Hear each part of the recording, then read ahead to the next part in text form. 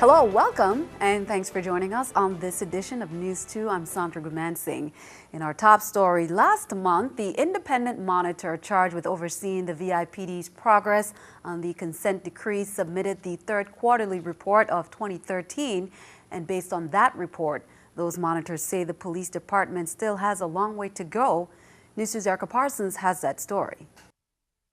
The VI Police Department will have to double its efforts to meet the requirements of the consent decree they're currently under. The quarterly report from the independent monitors released last month says the VIPD must overcome substantial obstacles, devote additional resources, and hold its personnel at all levels accountable in order to make a substantial compliance deadline of October 31st, 2015, realistic. That 2015 deadline is not yet certain. It's pending a federal court's decision to grant a 2-year extension both the VIPD and the monitors filed for to help the department reach compliance. According to the report, the VIPD needs to improve its internal auditing practices and review its own compliance with the consent decree.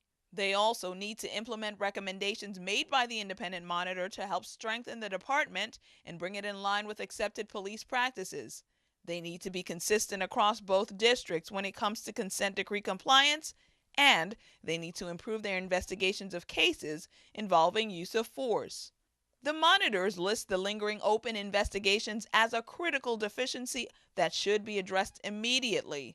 The report goes on to say the VIPD did not achieve substantial compliance in the last quarter that ended in September, but it does credit the department's policymaking and related training effort. Now, the department will have to do more work when reporting the steps they took towards compliance by 1, identifying those steps, then listing the challenges they faced, how they plan to overcome those challenges, and whether or not they believe they achieved their goals. Reporting for News 2, I'm Erica Parsons. The monitors took 2-week-long trips during the third quarter to conduct their investigation. The final report for 2013 will cover October through December. Criminal Investigation Bureau detectives on St. Thomas continue to investigate the non-fatal shooting of a 37-year-old man that occurred on January 3rd, just before 4 p.m. in the 22 high-rise housing community. The victim sustained at least 1 gunshot wound to his left leg. Police said when they arrived on the scene, the victim was lying in the stairwell of Building 10.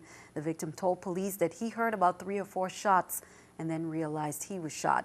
He said he did not see anyone in the area and did not know why anyone would want to shoot at him. Anyone who has any information on the shooting, you're asked to call detectives. Meanwhile, Criminal Investigation Bureau detectives on St. Thomas are investigating a fatal shooting in which a male victim was shot and died the following day. The shooting occurred in the Oswald Harris Court housing community on January 3rd. Police responded immediately and arrived on the scene a few minutes after 9 p.m. There they observed the victim, who was later identified as 29-year-old Avery Hodge, lying in the archway of Building 20. Police said he appeared to have been shot several times. Avery was taken to the Schneider Regional Medical Center for treatment. The investigators are urging anyone who can assist them in determining the circumstances surrounding the death of the victim to call them at 714-9834, 715-5522, 911, or you can call Crime Stoppers USVI at 1-800-222-TIPS.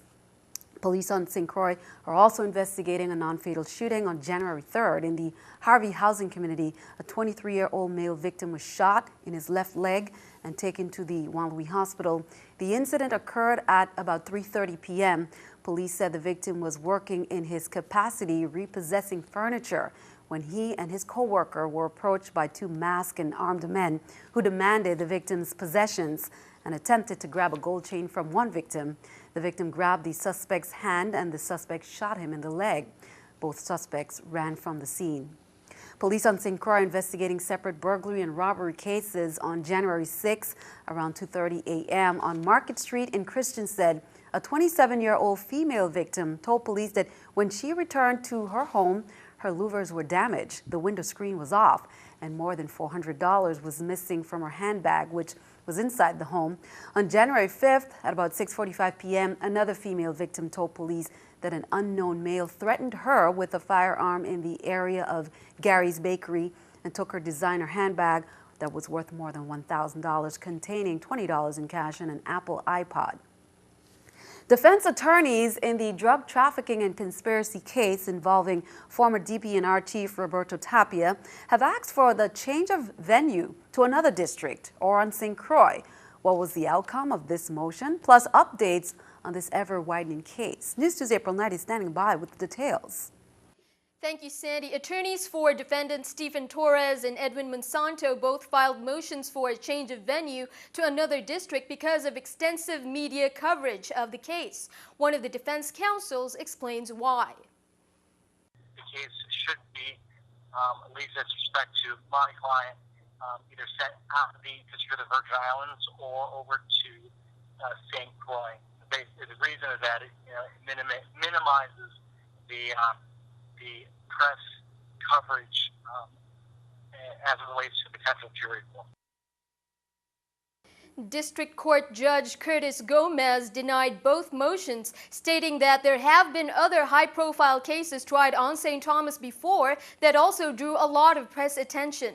The case against Tapia and the other defendants began in May of 2013. Tapia was arrested while on his way back from St. John on May 17, 2013. Federal agents apprehended him at the Red Hook ferry dock, carrying his DPNR-issued sidearm and 7 kilograms of cocaine. Torres and Monsanto were arrested later, along with 4 more defendants. Attorneys for the defense do have other motions pending, largely motions to suppress evidence. A bunch of motions. There's a motion to suppress all the wiretap evidence that the government obtained. Motion to suppress the evidence that was obtained from the cell phones, and that specific issue is currently pending consideration by the U.S. Supreme Court in another case. And then I have a motion to suppress all the evidence that was obtained via the Drug Enforcement Agency's administrative subpoenas. The trial for majority of the defendants is set for February 3rd, 2014, according to one defense counsel. And that's all for now. Sandy, back to you. Thanks for that update, April. Stay tuned to News 2. We will keep you updated on any developments in this case. Well, time is running out to nominate employers for the Employer Support of the Guard and Reserves Freedom Award. Nominations close on January 20th. Now, it's the highest recognition the U.S. government gives to employers who provide outstanding support for their military employees. 3 different categories. We have one is a small employer who employ less than 500 personnel, a large employer with over 500 personnel, and then we have one from the public sector. So we could actually, from the Virgin Islands, submit 6 nominations, 3 primary and 3 alternates. We're encouraging all our service members to nominate the exceptional employers for this award. And they will have to go to www.freedomaward.mil. Be sure to get those nominations in. The Washington County Sheriff's Office in Minnesota has ruled that the death of former Louis Hospital CEO Jeff Nelson was a suicide. The Minnesota authorities completed their investigation late last week of the October death. Nelson was found dead in his Minnesota home on October 22nd of a gunshot wound. Officials had not classified the death at that time, only saying that they weren't looking for any suspects. Nelson had been serving as the president and CEO at Northwestern Health Sciences University. Prior to that, he was the CEO at the Juan Louis Hospital from January 2011 until he resigned in January 2013. Delegate to Congress Donna Christensen was at the White House Tuesday morning as President Obama called on Congress to extend unemployment benefits for Americans who have been without work as the United States recovers from the Great Recession. According to Christensen, the extension of benefits for the long-term unemployed is especially important to some 1,700 Virgin Islands residents, particularly to those on St. Croix, who continue to feel the loss of Hovenza and other businesses and high energy costs. Well, a push to restore unemployment benefits to Americans who've been out of work for more than 6 months cleared a major hurdle in the Senate today. But Republicans want changes to the bill before a final vote. Danielle Nottingham reports from Capitol Hill. President Obama brought Americans looking for work to the White House as he pressed lawmakers to extend their unemployment benefits. Letting unemployment insurance expire for millions of Americans is wrong. Congress should make things right. On Tuesday, the Senate took a step in that direction. The motion is agreed to. 6 Republicans joined Democrats, voting to push forward a bill restoring unemployment benefits to Americans who have been out of work for more than 6 months. The legislation extends emergency federal unemployment checks for 3 months at a cost of $6.5 billion. Most Republicans say it needs to be paid for. But there's literally no excuse to pass unemployment insurance legislation without also finding ways to create good, stable, high-paying jobs and also trying to find the money to pay for it. Tuesday's vote does not restore any benefits. It only opens debate. Some Democrats say they are willing to compromise. Best choice, pass it, no strings attached, get it done quickly. Second best choice, finding a reasonable pay for. House Speaker John Boehner says if unemployment insurance is not paid for with cuts elsewhere, it's dead on arrival in the House. Danielle Nottingham, CBS News, Capitol Hill. Meanwhile, keeping our eye on the economy, investors are hoping the markets bounce back after another down day on Wall Street. Janet Yellen will be the first woman to lead the Federal Reserve. The Senate confirmed her yesterday. She takes over next month. This is the New York Stock Exchange with Scotiabank Stock Market Watch. Everything up, the Dow 105, NASDAQ 39, S&P 11. Well, coming up on News 2, if you missed it, highlights from the Big Island's Three Kings Day celebration in downtown Christiansted. We'll have that coming up.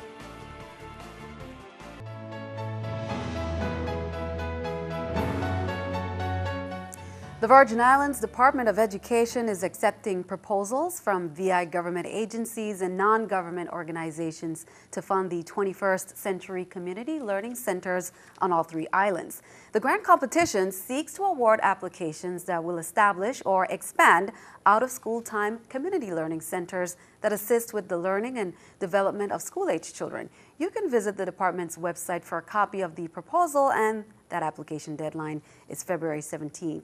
The University of the Virgin Islands is gearing up for the spring semester, starting off with its spring semester orientation week. Spring classes at UVI begins next Monday, January 13th. Online registration for continuing UVI students is now available through the university's website. Late registration is on Thursday and Friday, January 9th and 10th. Freshmen and continuing students can get the class schedule as well as additional information regarding the orientation process at UVI's website, at UVI website, that's www.uvi.edu. In some sad news, many residents are mourning the passing of Mr. Basilio Felix, an icon of the Hispanic community of St. Croix. He passed away this December 29th. The Family and Community Sports Center in Castle Coakley, now named after Mr. Felix, Alicia Field, which is located where the original ballpark was. Mr. Felix was instrumental in the development of this concept, and for many years, the park has been called the Basilio Felix Park. In his honor and in his memory, there will be a public viewing of Mr. Felix at the park facilities on Wednesday, January 8th from 5 to 8 p.m. The entire community will be able to say goodbye to this giant role model for so many, and condolences to the family from all of us here at CBS TV2. Well, the Three Kings celebration on St. Croix was filled with music, dancing, food, and big smiles. And if you missed it, it was the Crucian Rican Three Kings Day celebration. There was a tramp and breakfast that was in full swing. The fun and action didn't stop there, as Matthew Charles community made gift presentations to the children in the community. News2's Nico Robinson has all the highlights. Thousands lined the streets of Christiansted as Stanley and the 10 Sleepless Nights played sweet Kwelbe music for those in attendance while celebrating Three Kings Day on St. Croix. Three Kings Day, also known as the Epiphany, is the 12th day after Christmas when the Magi arrived bearing gifts for baby Jesus. This significant event came to life during the traditional Crucian Rican Three Kings Day tramp and breakfast.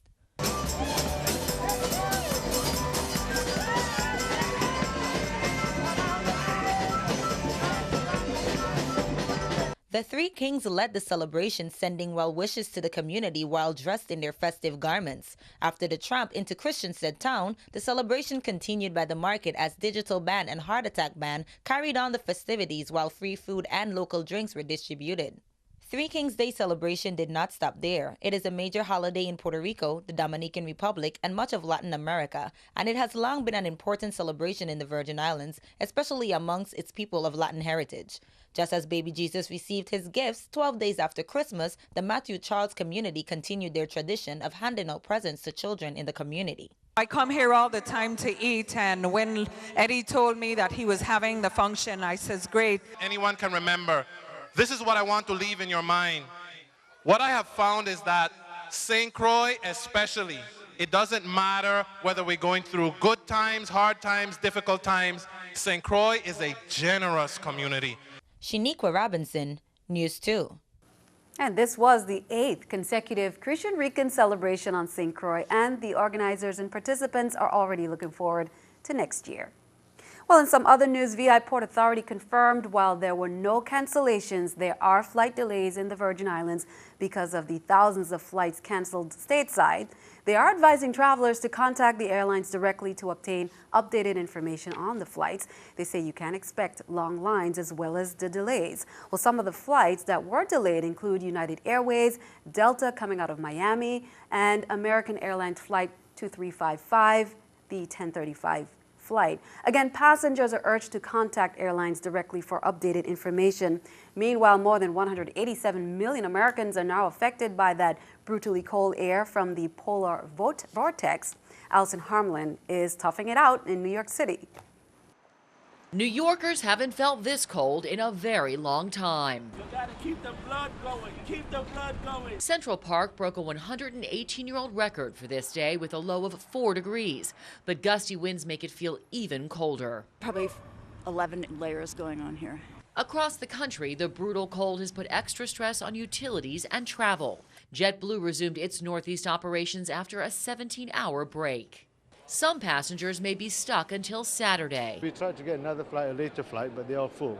Chicago-bound Amtrak passengers spent the night on the rails after the weather stopped their train in its tracks. We sat there from about 3 o'clock in the afternoon until about 6:30 this morning. In Kentucky, an escaped inmate asked to be put back in prison to escape the cold. The frigid air has dipped as far south as Miami.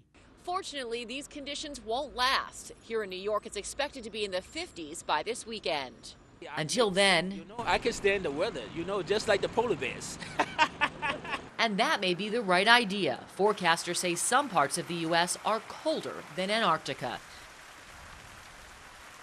That was Allison Harmlin reporting from New York. Now stick around, what's happening weather-wise in our area. Bernie's coming up next with an update. We'll be right back.